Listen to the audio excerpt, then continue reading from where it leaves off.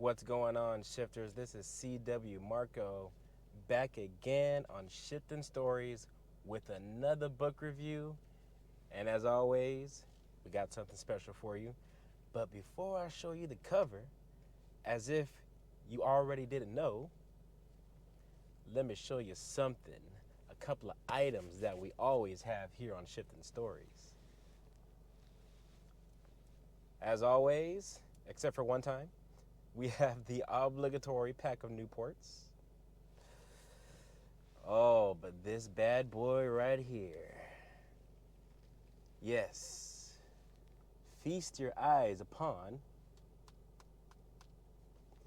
the axe that Raskolnikov used to kill those two poor women. Here it is. Fresh from the evidence file in St. Petersburg, Russia, we have the actual axe that was used to kill those two poor women that bastard Raskolnikov did by his own murderous hands.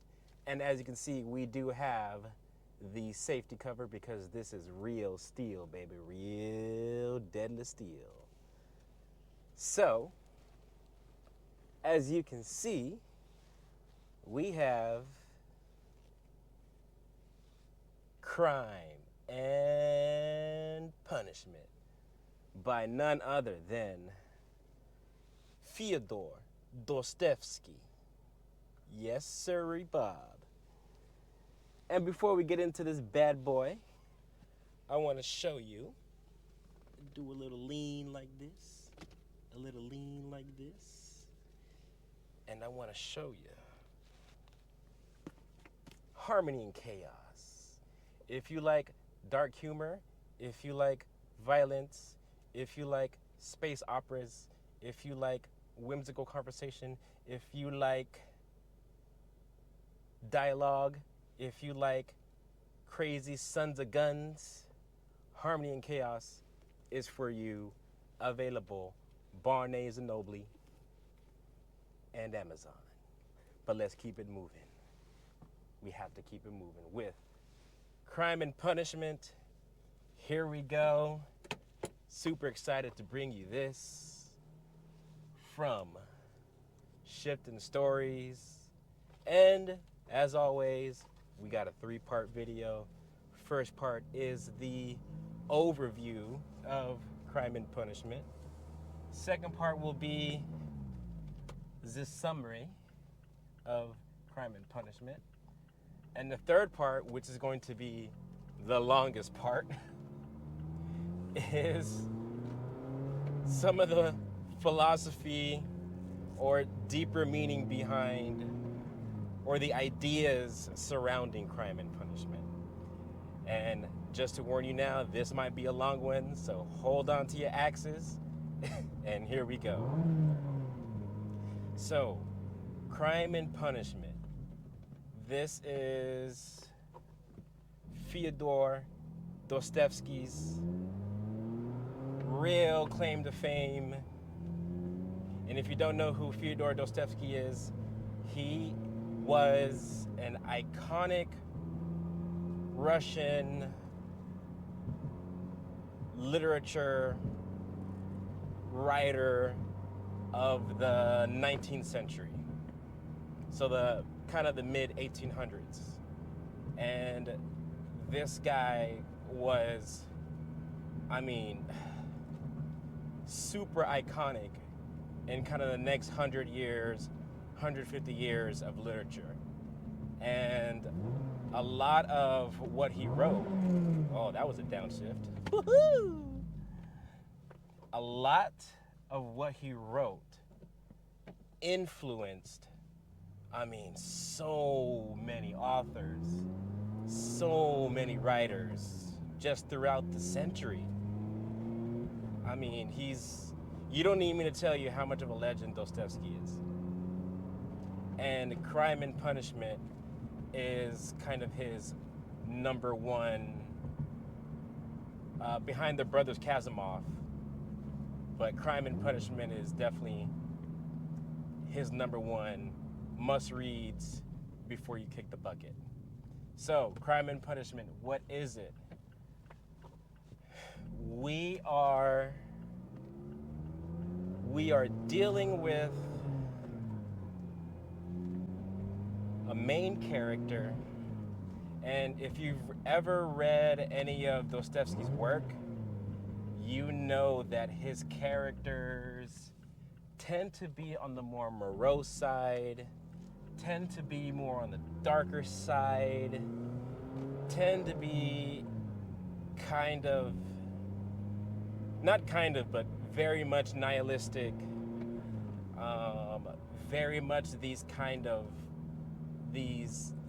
jaded loners, these guys that have this really big kind of like chip on their shoulder, and they're just like against society, and they just hate everything, and they're like these underground kind of geniuses that tend to be overlooked. And Raskolnikov, which is the main character, he very much fits the bill of that kind of character.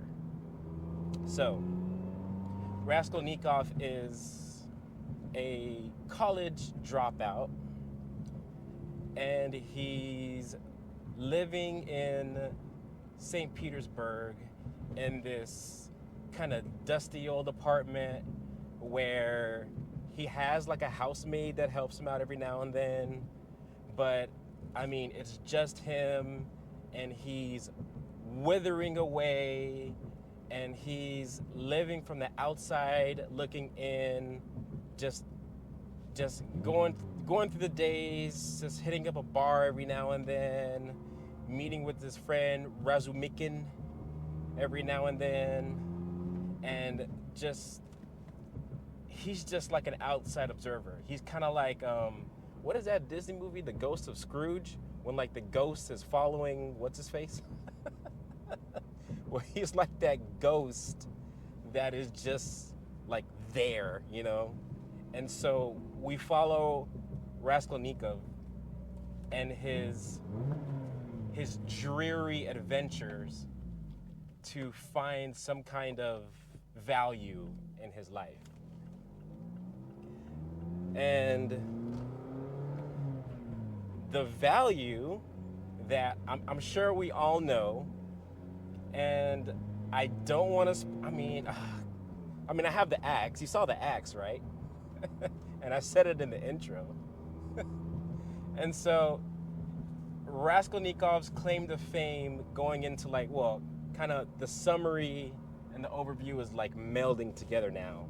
But going into the summary, Raskolnikov's like his discovery, or the meaning in his life that he seeks, comes at the hand of an axe that he decides to murder one of these. She's like think of her as I think she's like a debt collector, where she takes pledges. And so one of these ladies where if you give her something, she gives you a pledge, and that pledge is worth some money. Anyways, so she's one of these ladies, right? Think of her as like a pawn shop owner in a way, or something like that, right? But Raskolnikov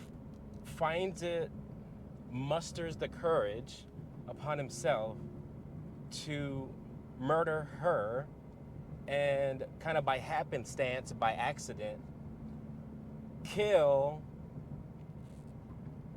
that lady's, I think it's her little sister or her little cousin or something like that, and just straight with the sharp side of the axe just crack her skull.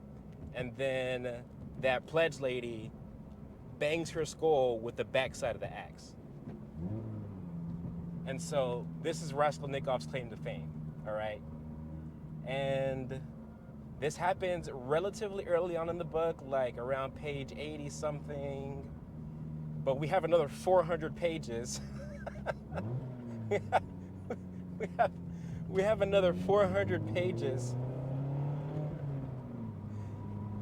of Raskolnikov just just like utterly losing his humanity and just like torturing and like this self degradation of this guilt of killing these two women for like 400 pages. it's, and it's crazy. And it's just like, God, you feel so bad for the guy. But at the same time, you're like, no, he deserves every kind of, he deserves every kind of thing, whatever he has come into him. He deserves all the retribution. But at the same time, and this is kind of going back to how I really love anti-heroes and I love villains. At the same time, you're just hoping he gets away with it. There's like a little piece of you where it's like, God dang, I hope he gets. And it's just, oh my goodness, just all throughout the story, he is just, I mean, he's sick, he's bedridden. I mean, I don't even think he has a bed in his apartment. I think he's couch ridden for like 200 pages. He's just, this poor bastard. He is just like out of there, man. and it's kind of hard to read, to be honest. It's like, Lee, when does this end? Like, when does this torture end? But there's a few really good interactions. His friend, Razumikin's a really cool guy. He's honestly the character that I feel like a lot of readers can really get into. He's a very morally sound guy. He knows right from wrong. He's very lovable. Everyone likes him. And he just so happens to be Raskolnikov's best friend. And so Razumikin is kind of like that guy where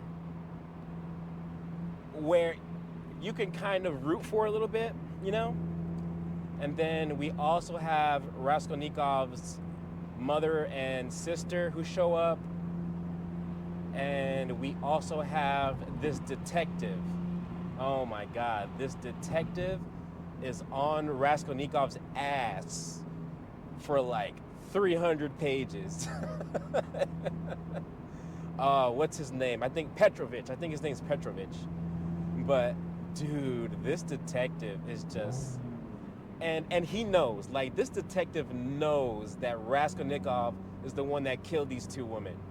But he's just like prying and just like pulling and stretching every little bit out of Raskolnikov, like the whole story. What else?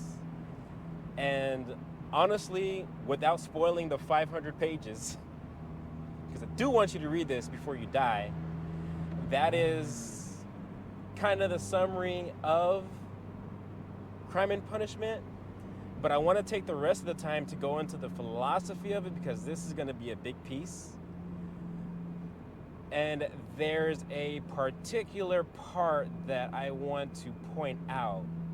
And it's, oh my God, it's in part 3, like in the mid 200s, later 200s, like I think 270 something, 280 something, where we finally learn of the logic behind Raskolnikov's actions. And it took this detective and kind of Razumikin kind of going back and forth in this conversation. Again, this is a very dialogue-heavy book, right? And so we have this trifecta, Raskolnikov, Razumikin, and Petrovich, the detective, kind of going back and forth. And we discovered that Raskolnikov wrote some kind of essay or like an article piece in like in a publication, some kind of, I don't know if it was like a college or like newspaper like publication. And in this article he wrote, he explains his philosophy on the types of people, the two types of people that there are in this world. So, according to Raskolnikov, there's two types of people. There are ordinary people and there are extraordinary people. And so, ordinary people are just what he calls just like your everyday people. They tend to be more conservative. They tend to just go along with the flow of life. They don't ever do anything any special. Their real purpose is just to reproduce and just keep the human story going, just to kind of keep the humanity existing. And so these are like the ordinary, just everyday people. They never do anything significant in their life. They're just like, to put it in a modern context, they're just NPCs, right? Non-playable characters. And so we have the ordinary people, and then we have the extraordinary people. So according to Raskolnikov, the extraordinary people are the ones who push the societal ball forward. They move the human story forward. These people are revolutionaries. They are like these magnanimous, is that a word? Magnanimous people. They're like these, they could be public figures. They could be people that humans, like humanity, would miss without these people. And they gave a few examples. One of them was Napoleon, which during the time was like the most obvious reference, where you have these extraordinary men who commit atrocities. And this is key right here. Extraordinary people, they commit atrocities, they kill people, they murder, but they do it for the sake of something greater. Right? And so, what's going on, shifters? We had some technical difficulties. GoPro battery died. So, we'll wrap up the crime and punishment video here. So, extraordinary people, according to Raskolnikov, have the right to kill because they have the moral right to do so. And that's just how it is according to Raskolnikov. They have the moral justification because their actions are for the greater good of humanity. And that's where he ended up. And it didn't work for him because he was suffering the whole book. And so I want to wrap it up here, shifters. Let me know what y'all think of crime and punishment in the comments. So much different philosophy wrapped up into it. Let me know what y'all think. But this is it for me here on Shifting Stories, and I'll shift you later.